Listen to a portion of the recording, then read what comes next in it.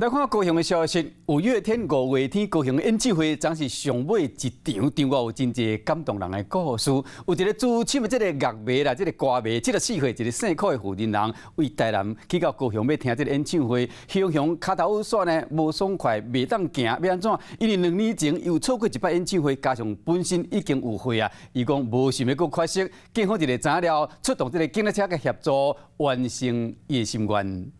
慢慢来，慢慢往后撸。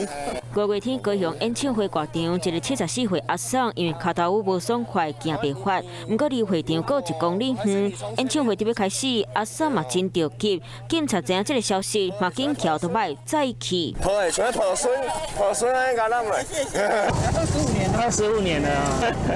就是2年前没有听成呐，哎，不错呢。我想说，我年纪有了，是，大概是最后一次了。 原来姓柯的阿桑是资深迷将，2年前错过煞新人演唱会，这摆有2个条件陪伴为台南到高雄听，不过雄脚头无爽快，阿桑嘛讲家己有会啊，无想要错过这摆演唱会，警察嘛随来完成伊梦想。哎，好，有轮椅吗？好啊，好啊。没。 同款爱辛苦做工课，还有这个一位警察，伊嘛是5月天的迷将，抢到5月天的演唱会门票。也毋过昨这天爱上班，就只好把机会让予后生。啊，伫咧上班的时，因后生无来家看。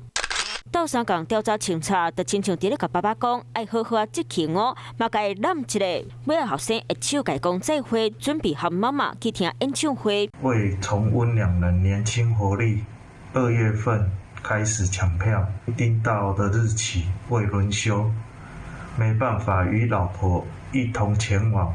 3月底开始伫咧高雄演唱会，一场接一场，到4月初二煞，3天高雄坐运的运量超过72万人次，会当安心听演唱会，顺利登去，拢爱感谢每一个工作人员的付出。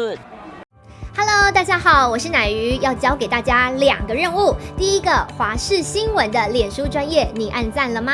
还有华视新闻的 YouTube 频道，赶紧订阅起来，还要记得按赞，开启小铃铛哦。